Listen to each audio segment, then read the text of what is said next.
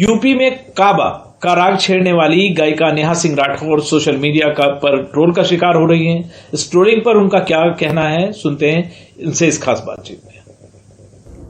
उत्तर प्रदेश के चुनाव में भोजपुरी गानों का अपना एक महत्व होता है और वो लोगों के सर चढ़ करके भी बोलता है। यही वजह है कि भारतीय जनता पार्टी की तरफ से 3 दिग्गज ऐसे हैं जो उन्होंने अपने अपने गाने बनाए हैं। उसमें मनोज तिवारी का अपना गाना है, निरहुआ ने अपना गाना बना रखा है और रवि किशन ने जो है अभी यूपी में सब बा करके एक गाना बनाया जिसमें बहुत ज़्यादा इफेक्ट और सारी चीज़ें डाल करके बनाई गई, लेकिन एक बहुत सादगी भरा गाना आया जिसमें यूपी में काबा करके, आप समझ सकते हैं कि वो गाना नेहा राठौर ने बनाया।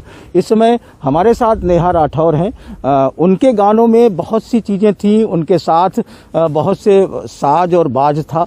नेहा के गाने में बहुत साज बाज नहीं है, एक हल्का सा रिदम है, लेकिन उसके बोल बहुत स्ट्रांग है। यही वजह है कि वो भाजपा के तमाम लोगों के लिए वो थोड़ा सा भारी पड़ता नजर आया और लोगों पर भारी पड़ता नजर आया। तरह तरह से नेहा को जो एक बात निकल के आई कि उन्हें लोग ट्रोल भी करने लगे हैं। तो नेहा हमारे साथ हैं, हम उनसे जानने की कोशिश करेंगे कि नेहा, आपने जब ये गाना बनाया तो अब इसको लेकर के किस तरीके की प्रतिक्रिया बीजेपी या उनकी ट्रोल सेना की तरफ से आ रही है? सबसे पहले तो शुक्रिया ये मंच देने के लिए सर, और एनडीटीवी के सारे दर्शकों को भी मेरा शुभ दोपहर। मैंने एक गाना गाया है यूपी में काबा। जाहिर सी बात है, मैंने उसमें जनता की बात रखी है और यूपी में चुनाव है और सर सरकार को क्या बोलते हैं, अपनी आलोचना, उसमें मैंने सरकार की आलोचना भी करी है। सत्ता पक्ष को अपनी आलोचना पसंद नहीं है तो क्या बोलेंगे, उनकी जो आईटी सेल है ट्रोल मुझे कर रही है, वो हमेशा से करती रही है। ऐसा नहीं कि कोई आज मैंने यूपी में काबा गा दिया तो कर रही है। उससे पहले भी लगातार जब मैं गाती रही हूँ, मैं हमेशा पॉलिटिकल सटायर गाती ही रहती हूँ और वो हमेशा मेरे पीछे पड़े ही रहते। तो आज कुछ नया नहीं कर दिया, पर क्योंकि चुनाव का माहौल है तो थोड़ा मतलब एक नहीं होता कि पूरी फौज के साथ आना और गंदे अपशब्द लिखना, ये सारी चीजें चल रही है। पर कोई बात नहीं, मैं खुद को लोक कवि कहती हूँ, लोक कलाकार कहती हूँ, लोक गायिका कहती हूँ सर। तो मैं हमेशा अपनी जनता को ये विश्वास दिलाने की कोशिश करती हूँ। मैंने जनता को ये वादा किया है कि मैं हमेशा जनता की आवाज़ बुलंद करती रहूंगी। सरकार के पास अपनी मंच है, अपनी मीडिया है। यूपी में सब गाने के लिए करोड़ों रुपया खर्च करके एक गाना बनाया चुनाव प्रचार के लिए, ठीक है, लेकिन जनता का कोई प्रवक्ता नहीं होता। आज चुनाव बीत जाएगा, कोई भी पार्टी जीत जाएगी, 5 साल तक वो जनता का हाल चाल लेने वाली नहीं है कि का जनता हमारा राजकाज में सब कुछ बढ़िया चलत है कि नहीं चलत। तो अब क्योंकि कई लोग कह रहे थे, एक तो मैंने ट्विटर पे पढ़ा भी, एक जनी ने लिखा हुआ था, कोई महिला ही थी, कि झूठी हवाई बातें ना करो, FIR दर्ज हो जाएगा। यही गंगा का किनारा सर पूरा लाशों से भरा हुआ था, ठीक है, कुत्ते बिल्ली नोच करके खा रहे थे। मैं तो कहती हूँ उन लोगों से जो कहते हैं कि गलत गाया है, आप एक लाइन उठा करके दिखा दीजिए, मैं उस वीडियो को डिलीट कर लूंगी। मेरे गाने के बोल कुछ ऐसे हैं सर कि बाबा के दरबार बा, खत्म रोजगार बा, हाथ रस के निर्णय जो हत लड़की के परिवार बा। अरे काबा, यूपी में काबा, मंत्री के बेटवा बड़ी रंगदार बा, किसानन के छाती पे रौंदत मोटर कार बा, ए चौकीदार बोला के जिम्मेदार बा, ए बाबा काबा। तो आप लोग बताइए, इसमें से एक भी लाइन क्या वो बात लखीमपुर खीरी वाली गलत है?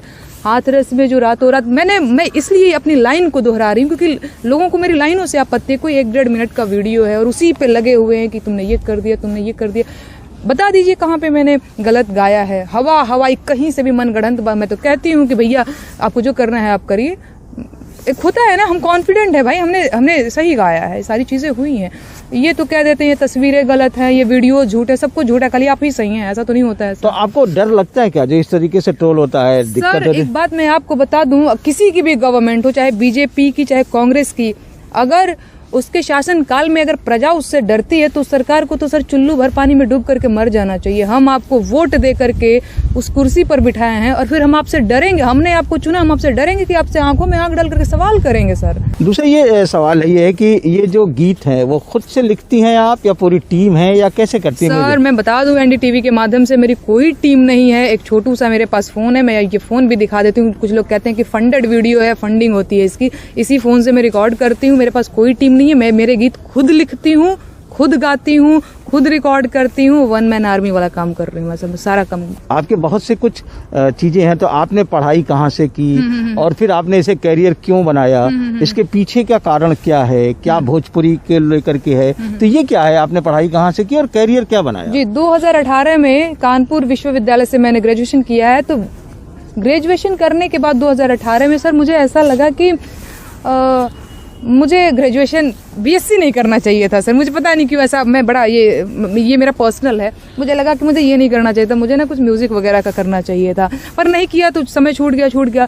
लेकिन स्वच्छ भारत मिशन क्या बोलते हैं चल रहा था उस टाइम पे मोदी जी का, और मैंने एक गीत लिखा, हमरा प्रेम के निशानी दिखाई द पिया, शौचालय बनाई द पिया ना, ये ऐसे उसके कुछ बोल थे। मैंने फेसबुक, तब मेरा पेज भी नहीं था, प्रोफाइल था, मैंने उस पर अपलोड किया और रातों रात बड़ा उसके शेयर हुए। लोगों ने कहा नेहा तुम ठीक लिख रही हो, ठीक गा रही हो, तुम इसको आगे कंटिन्यू रखो, और मैं तब से गा रही हूँ सर। बाकी कहीं से प्रशिक्षण नहीं लिया हुआ है, कभी सोचा नहीं था कि हम गाना गाएंगे और अपने भोजपुरी को संरक्षित करने के लिए पारंपरिक लोक गीतों को भी गाना होगा। तो इस तरह से करके हम भोजपुरी को बचा सकते हैं। ये जो गंदे गीत गा रहे हैं, इन लोगों को डिमोरलाइज करना होगा। सरकार से तो मैं कहती हूँ कि भैया इन लोगों के खिलाफ कड़े एक्शन लीजिए। लोग कह देते हैं कि ये तो विपक्ष की एजेंट है, क्या क्या लिख देते हैं। मुझे हमेशा लगता है कि जनता को हमेशा विपक्ष के ही रोल में रहना चाहिए। ठीक है, हम जनता हैं, ठीक है, हम तो सवाल आपसे पूछेंगे।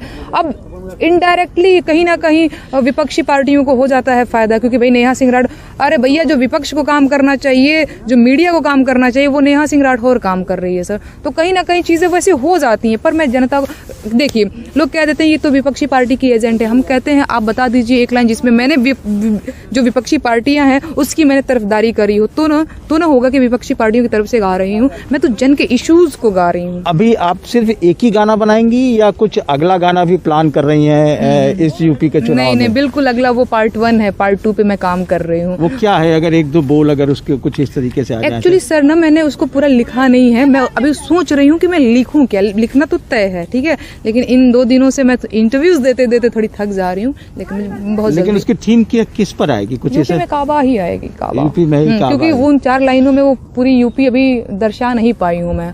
अभी बहुत सारी ऐसी चीजें हैं जो बताना है कि काबा। तो ये है नेहा राठौर, जिन्होंने बहुत बेबाकी से हर सवाल का जवाब दिया।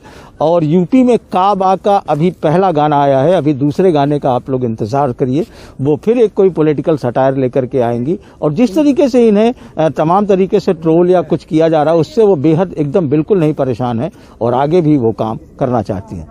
वाराणसी से पुरुषोत्तम के साथ अजय सिंह, एनडीटीवी इंडिया।